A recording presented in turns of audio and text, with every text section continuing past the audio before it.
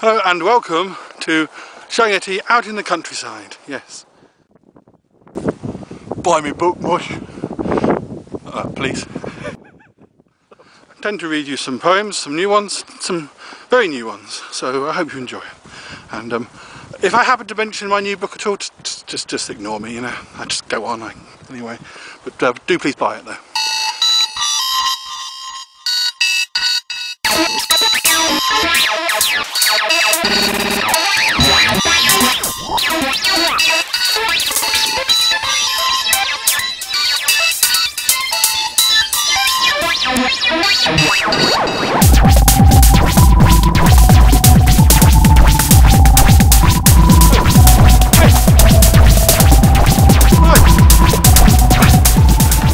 Well, how do? Next poem is, it's not in the book, it's not in the new book, it'll be in the next book. It's called A Flea Tea Party. I'm reading it out here. So, excuse me, I don't know it well enough to read it anyway, so I'm good. Right. A flea tea party. I'm going to a flea tea party. I really hope there will be jam, that the cream is fresh as daisies and not some artificial sham, that I am poured the finest champagne by an earwig in a suit, that a centipede in spats may offer round the Sharon fruit. I'm all for this kind of shindig if the fleas lay on a spread, if they pass the olives round or serve some cheesy garlic bread. I'm going to a flea tea party. Would it seem quite impolite if I wore a sign around my neck which requested, please don't bite? I'm going to a flea tea party. I hope there will be pie. There's no shame in loving pastry, and fleas, they needn't live a lie. They really ought to make an effort, because their guests have made the trip. But a flea drinks from a thimble. To me that's not even a sip. So I hope they'll paint the town red, or at least a violent pink. But I need something slightly stronger than a cup of tea to drink. Oh, I'm going to a flea tea party, but fleas can be a bitch. They really have no manners, and very soon you'll start to itch. I've been standing at this damn tea party. None of the fleas have brought a cake. I'm really feeling hopping mad. Could well squash them by mistake. No, I won't be staying long now. Let me bid them all ta-ra. Let this be their final fling. Let this be their last hurrah. If they bite folk at a party, fleas must learn there'll be a catch. So when I've crushed them into nothing, I'm left in peace to sit and scratch. Hello, me darling. Want to buy one of these books? Oh, they're very good. I do have a poem that was recorded a year or two ago, and it was recorded in the countryside, so it fits the theme of this episode. It's called From Petersfield to Liss, and I do apologise that Mr. Williamson, my flatmate, is giggling in the background. But here we go. This poem is called From Petersfield to Liss. And what? Don't laugh. Don't laugh. Anyway, it's called From Petersfield to Liss. We're never going to get finished if he's going to laugh. And we're on a walk from Petersfield to Liss, that's why I'm reading it. It's a murder ballad, a slightly dark-humoured murder ballad. Bliss, bliss, from Petersfield to Liss, I walk along the road and I have a little kiss. I have a little fight and I always use my fist on my way along the path from dear old Petersfield to Liss. Bliss, bliss, from Petersfield to Liss, where I met dear Mariana, what a proper little miss.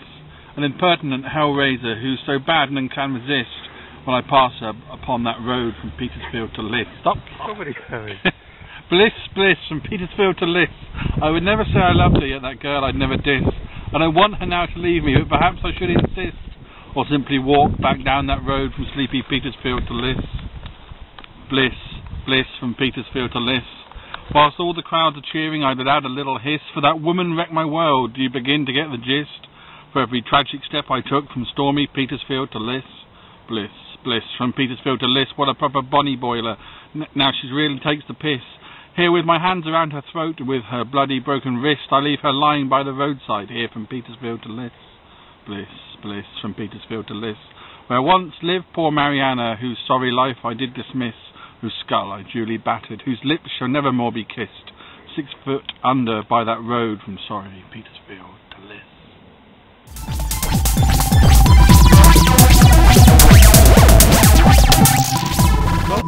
Next up, I have for you a Yeti dance. Yes, it is the return of the Yeti dance.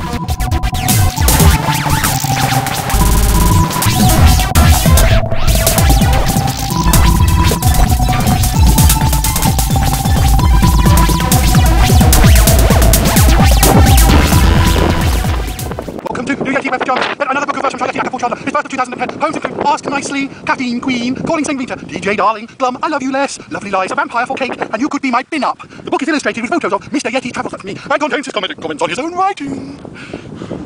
It's a bit of shit, actually. I did try and record some of my new poems when I was out on the cliff tops the other day. Unfortunately, a bit too windy, as you will see. This poem is called Lady Gaga. Lady Gaga is so chic, she's quite eccentric in her style, but there's no truth in this old rumour that she grows wilder by the while. I'm not just reading poems in the countryside generally, I'm also reading specifically in a place that's very close to my heart, Sutton Park, yes, in Birmingham.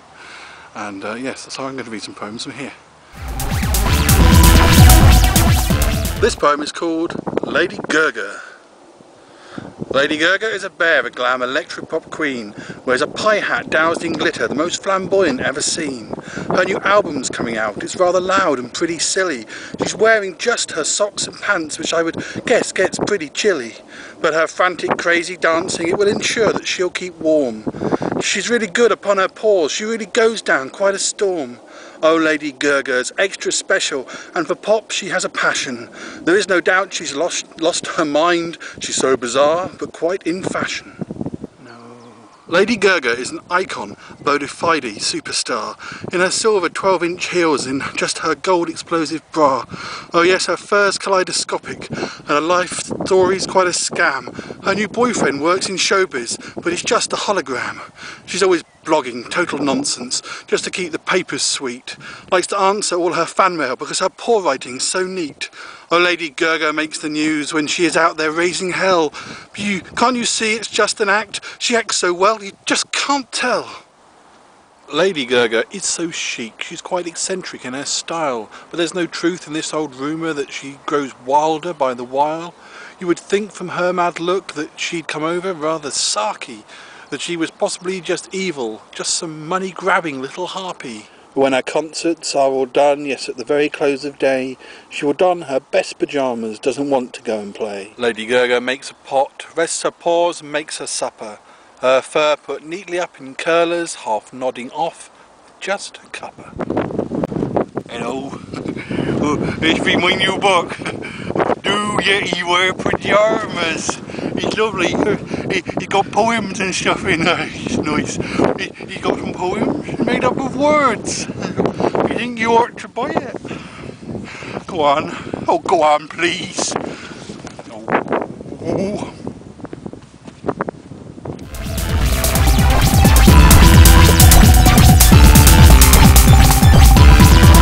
Before I go, I'd just like to say thank you to two of my viewers, Surgeon in Turkey and Dominic in LA. Thank you for watching all the way in different parts of the world. Oh.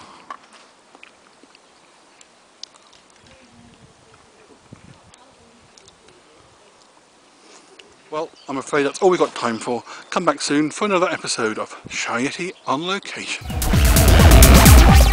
That I poured the finest champagne, that I... but blah, blah, blah, blah, blah, blah. Her fur put neatly up in curlers, half nodding up, not blah, blah, blah, blah, blah. I'm really feeling hopping mad, I could well smash them by this... Oh shit, is it on filming? It's on filming. Yeah. Oh, he's swearing. Don't tell my mum. They really ought to make an effort, because their guests have made the trip. But a flea's drink... Oh, I hope you enjoyed the Yeti jar. Yep. I'm all for this kind of shindig, if the fleas lay on a spread, if they pass the olives round and serve some cheeky, no, not cheeky, cheesy.